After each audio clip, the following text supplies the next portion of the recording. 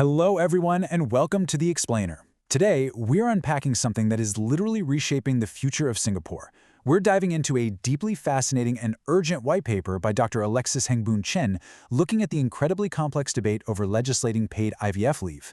This is one of those rare topics where economics, workplace culture, and the deeply personal aspirations of thousands of families all collide. It's where the personal meets the professional, and where government policy crashes right into corporate reality. It's an incredibly rich subject, and we're going to break it all down using the brilliant data and insights from this policy brief so we can understand exactly what is at stake. Because make no mistake, this isn't just some dry academic debate happening behind closed doors in Parliament. This is a real-world dilemma playing out right now in HR departments, boardrooms, and living rooms across the country. So let's dive right in. To understand why this conversation is happening right now, we have to confront a really stark, undeniable number: 0.87. That is Singapore's projected total fertility rate for 2025. Just to put that into perspective for a second, the replacement rate needed to sustain a population without relying on immigration is 2.1. So a rate of 0.87 isn't just a historic low, it is a giant flashing red warning light on the dashboard of Singapore's economy. This singular, accelerating decline is the absolute driving force behind today's urgent policy discussion. It threatens long-term economic vitality, it creates a shrinking workforce, and it puts an immense, heavy pressure on healthcare and social support systems. Okay, let's dive into this explainer's roadmap. We're going to start with the demographic crisis, move into the daily reality of the IVF workplace burden, explore the objective case for paid leave, critically examine the unintended risks, and finally, look at a synergized policy framework that attempts to balance all of these factors. Section 1. Singapore's demographic crisis. Let's set the stage by looking a bit closer at the macro-level emergency the country is currently facing. The downward trend is undeniable. We went from 0.97 in 2023 and 2024, dropping down to a projected 0.87 in 2025. And here is the paradox we really need to unpack today. The Singapore government has absolutely recognized this challenge. They haven't been ignoring it. They have implemented a massive, comprehensive suite of pro-natalist measures under the Marriage and Parenthood Package. We're talking about doubling government-paid paternity leave to 4 weeks. They've increased the baby bonus cash gift. They are even introducing 10 additional weeks of shared parental leave effective in April 2025. But despite all these massive, financially heavy efforts, the curve is still pointing down. Why is that? Well, according to the white paper, this baffling reality highlights a critical gap in the policy landscape when it comes to institutional support for assisted reproductive technology. It strongly suggests that throwing financial bonuses at the problem simply cannot outpace the biological and logistical hurdles of actually starting a family today. Section 2. The IVF workplace burden. To understand that exact policy gap, we need to zoom in from the national data and look at the deeply personal reality of the modern workplace. Roughly 1 in 6 couples in Singapore experience infertility. And get this, the World Health Organization officially recognizes infertility as a medical condition. Yet, if you break a bone or need cardiac treatment, standard medical leave has you totally covered. But if you are undergoing in vitro fertilization, or IVF, there is zero dedicated statutory leave. Employees are forced to burn their personal annual leave, or they have to try and finagle sick days for a process that is inherently, completely unpredictable. Let's think about what an IVF cycle actually looks like in practice. It involves last-minute morning scans. It involves sudden schedule shifts for egg retrieval based entirely on fluctuating hormone levels. Standard leave frameworks demand advance notice, but biology simply does not respect your HR handbook. It is an emotionally and physically grueling cycle that our current corporate structures were honestly never designed to handle. The numbers surrounding the human cost of this specific policy gap are staggering. A 2025 national survey by Fertility Support Singapore polled members facing fertility struggles, and an incredible 41% of those polled reported that fertility treatment negatively affected their work. The breakdown of that reveals a massive loss of talent. 13% had to stop working entirely, 17% took on less work, and 11% transitioned to less demanding roles just to accommodate their treatment schedule. But it goes beyond just absenteeism.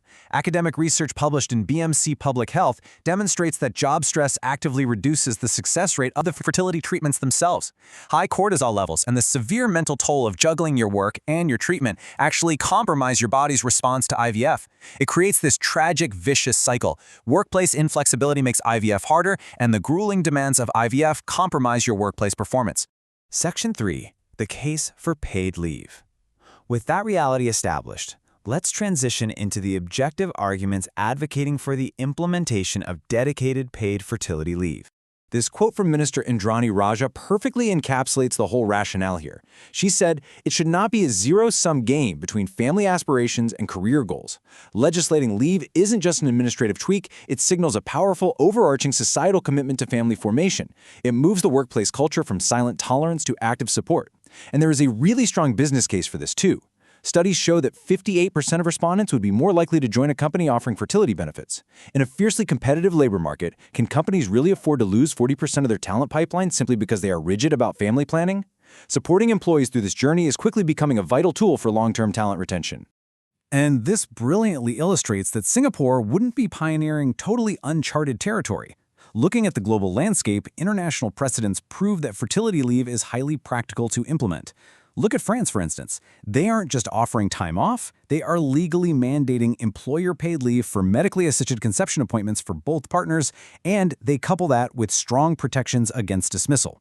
Israel takes a slightly different route, utilizing existing sick leave specifically for IVF, protecting employees from termination right in the middle of the treatment cycles.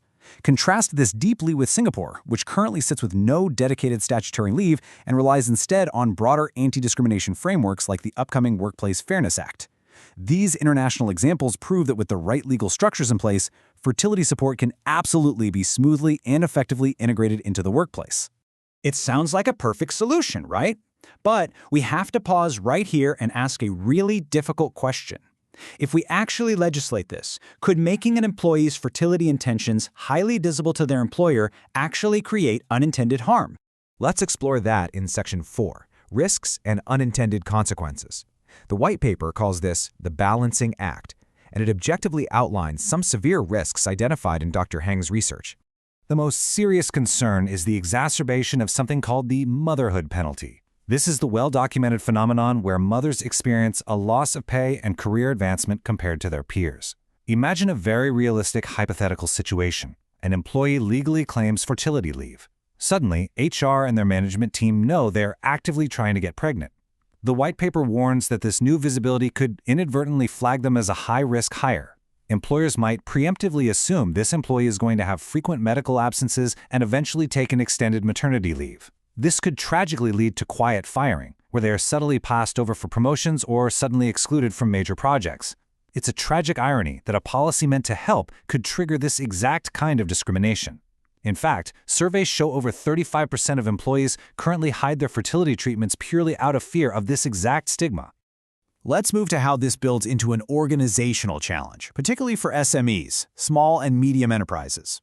SMEs form the absolute backbone of Singapore's economy. But an SME is often a very small business with maybe 10 to 15 employees. They operate with incredibly lean teams.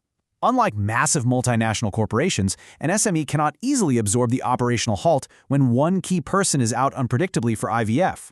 Without robust government co-funding, similar to how maternity leave is currently reimbursed, mandating paid fertility leave could create a perverse financial incentive. If an employer has to pay out of pocket for this unpredictable leave, they might secretly start tossing resumes from women in their 30s right into the trash. They simply might avoid hiring women of reproductive age altogether because they cannot afford the administrative and financial strain, which would worsen the very employment discrimination the policy intends to fix in the first place. Furthermore, the white paper cautions against what it calls the Band-Aid risk. We have to confront a really harsh biological reality here.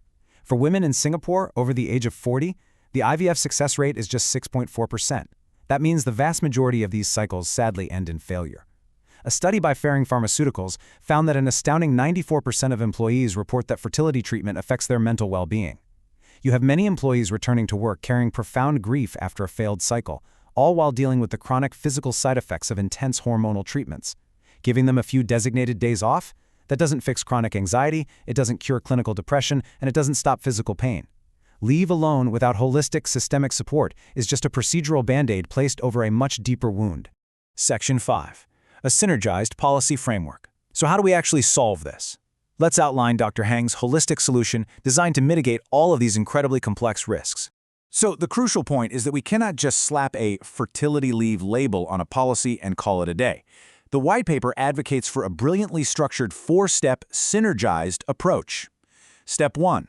Reframe this as a gender-neutral family care leave. This is a genius way to protect privacy. If the leave can be used for elder care, child care, or personal matters, you don't have to announce to HR that you are doing IVF. Moreover, making it gender-neutral actively encourages male partners to take leave, recognizing that they also face immense stress and require time off to support the process. Step 2. Implement strong government co-funding to explicitly protect those vital SMEs from financial strain. Step 3. Mandate flexible work arrangements, which studies show drastically improve fertility intentions. And Step 4. Ensure access to integrated psychological support and counseling through employee assistance programs. To make this framework a reality, Singapore must lean hard into its most recent legislative updates. In December 2024, the tripartite guidelines on flexible work arrangements came into effect, legally requiring employers to fairly consider flex work requests. And in January 2025, the Workplace Fairness Act was passed to strictly prohibit discrimination. The white paper makes a very critical observation here. You can give someone all the statutory leave in the world, but if they are terrified they'll be passed over for a promotion just by using it, the law is functionally useless. Robustly enforcing these new flexibility and anti-discrimination laws is what actually allows employees to safely utilize these benefits without fear of career stagnation. Which brings us to our final, overarching thought. The white paper makes an incredibly compelling, evidence-based case for modernizing our leave structures to support family formation. But it leaves us with a profound question. Does true demographic change require new laws, or does it require a fundamental shift in our workplace culture? We started this explainer by looking at that flashing red warning light, that shocking 0.87 fertility rate. Reversing that number takes a lot more than just legal compliance. Laws set the floor for our behavior, but genuine corporate empathy sets the ceiling. Moving away from viewing family building as a private inconvenience to viewing it as a shared societal priority is the ultimate shift required. It's a powerful takeaway to consider as we look toward the future of work and family in Singapore. Thank you so much for joining me for this explainer, and keep questioning the policies that shape our world.